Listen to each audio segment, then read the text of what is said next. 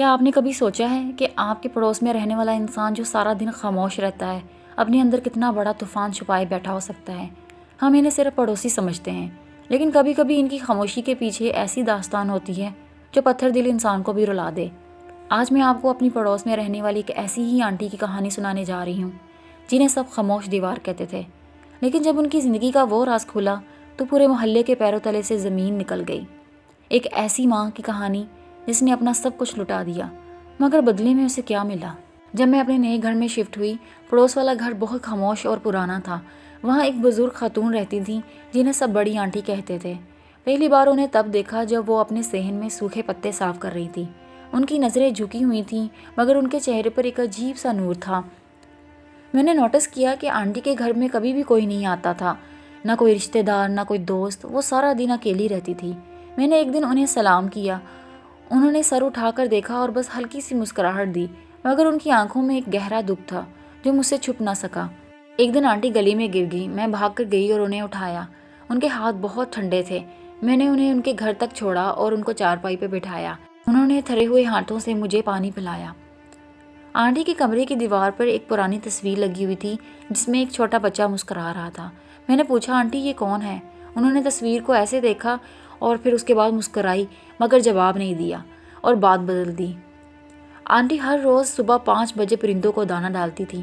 وہ ان سے باتیں کرتی تھی جیسے وہ ان کے اپنے ہوں۔ میں نے دور سے کھڑے ہو کر یہ منظر دیکھا تو احساس ہوا کہ تنہائی انسان کو کتنا مجبور کر دیتی ہے کہ وہ بے زبانوں میں اپنا سہارا ڈھونڈنے لگتے ہیں۔ ایک دن بہت زیادہ بارش ہو رہی تھی اور آنٹی کے گھر کی چھت ٹپک رہی تھی۔ میں ان کے گھر گئی اور برتن رکھنے میں ان کی مدد کی۔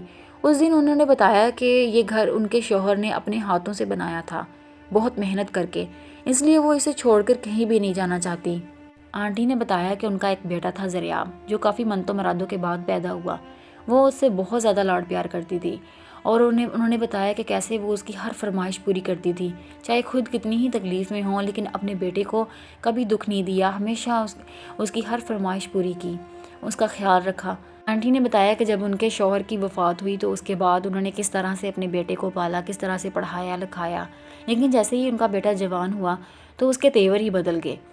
اسے یہ پرانا گھر اور اپنی ماں کی سادگی بری لگنے لگی۔ وہ بڑے شہر میں جا کر امیر بننا چاہتا تھا۔ زریاب نے شہر جانے کی ضد کی۔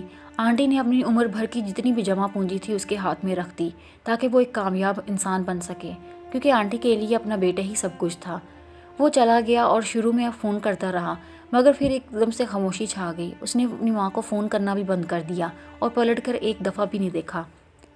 آنٹی بتاتی ہیں کہ وہ ہر عید پر نئے کپڑے بناتی تھی کہ شاید بیٹا سرپرائز دینے آئے گا، مگر سال گزرتے گئے اور دہلیز پر کسی نے دستک نہیں دی، بیٹے نے مڑ کر بھی نہیں دیکھا۔ محلے کی عورتیں آنٹی کا مذاق اڑاتی تھیں کہ تمہارا بیٹا تمہیں بھول گیا ہے۔ یہ باتیں سن کر آنٹی کا دل ٹوٹ جاتا، مگر وہ کسی کو پلٹ کر جواب نہیں دیتی تھی۔ آنٹی کو سانس کی تکلیف شروع ہو گئی۔ میں نے ان کا خیال رکھنا شروع کیا۔ وہ مجھے اپنی بیٹی کی طرح سمجھنے لگی۔ ایک رات انہیں بہت تیز بخار تھا اور وہ نیند میں اپنے بیٹے کا نام لے رہی تھی۔ کافی عرصے بعد ایک دن اچانک ان کا بیٹا واپس آیا۔ پورے محلے میں شور مچ گیا۔ آنٹی کی خوشی کی انتہا نہیں تھی اپنے بیٹے کو دیکھ کر۔ انہوں نے بیمار ہونے کے باوجود اپنے بیٹے کے لیے اس کی پسند کا کھانا بنایا، لیکن جیسے ان کے بیٹے کو کوئی پرواہ ہی نہیں تھی اپنی ماں کی۔ وہ بڑا آدمی بن چکا تھا، مگر اس کے دل میں ماں کے لیے کوئی جگہ نہیں تھی۔ وہ واپس آیا تھا لیکن صرف ایک مقصد کے لیے، اور وہ تھے گھر کے کاغذات۔ وہ گھر کو اپنے نام لگوانا چاہتا تھا۔ آنٹی کے بیٹے نے ان پر دباؤ ڈالنا شروع کیا کہ وہ گھر بیچ دیں تاکہ وہ شہر میں ایک نیا بزنس شروع کر سکیں۔ جب آنٹی نے منع کیا تو اس نے ان سے بدتمیزی کرنا شروع کر دی۔ میں نے جب یہ دیکھا تو میں برداشت نہ کر سکی۔ میں نے زریاب کو سمجھانے کی کوشش کی، مگر اس نے مجھے گھر سے باہر نکال دیا۔ آنٹی کمرے میں اکیلی رو رہی تھی۔ آنٹی نے مجھ سے کہا، بیٹا ماں کا دل کانچ جیسا ہوتا ہے۔ انہوں نے کاغذات پر انگوٹھا لگا دیا۔ ان کا خیال تھا کہ بیٹا اب انہیں اپنے ساتھ شہر لے جائے گا اور اپنے ساتھ رکھے گا۔ گھر بک گیا اور زریاب نے پیسہ لیا اور آنٹی کو شہر لے جانے کی بجائے ایک پرانے اولڈ ایج ہوم میں چھوڑنے کا فیصلہ کیا۔ یہ سن کر آنٹی پر جیسے قیامت ہی ٹوٹ پڑی۔ آنٹی جب اپنا پرانا گھر چھوڑ رہی تھی، انہوں نے دیواروں کو چوما اور پرندوں کو آخری بار دانہ ڈالا۔ وہ منظر دیکھ کر میری آنکھوں میں آنسو آ گئے۔ میں آنٹی سے ملنے وہاں روزانہ جاتی تھی۔ وہ وہاں بھی سب کا خیال رکھتی تھی، لیکن ان کی صحت دن بدن گر رہی تھی۔ وہ اکثر مجھ سے کہتی تھیں، بیٹا رشتے خون سے نہیں احساس سے بنتے ہیں۔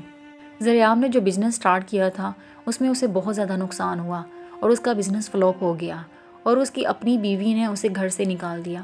اسے اپنی ماں کی بہت یاد آئی۔ وہ انہیں ڈھونڈتا ہوا اولڈ ایج ہوم پہنچا۔ ذریعہ نے آنٹی کے پیروں میں گر کے معافی مانگی۔ وہ بہت رویا اور تڑپا۔ آنٹی نے اسے معاف تو کر دیا مگر ان کا دل اب تھک چکا تھا۔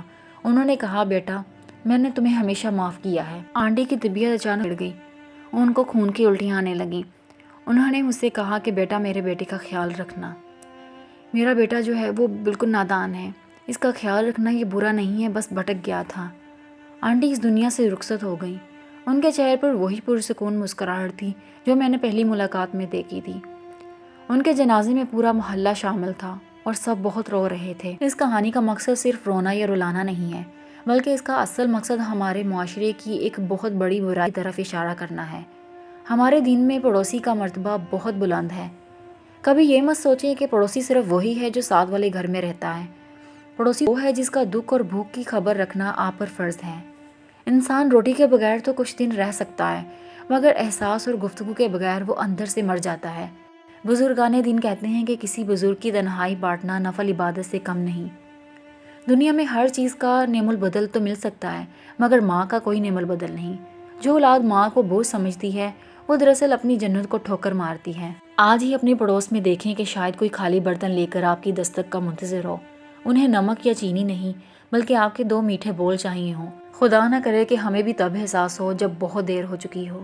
کیا آپ کے پڑوس میں بھی کوئی ایسا بزرگ ہے جسے آپ روز ملتے ہیں؟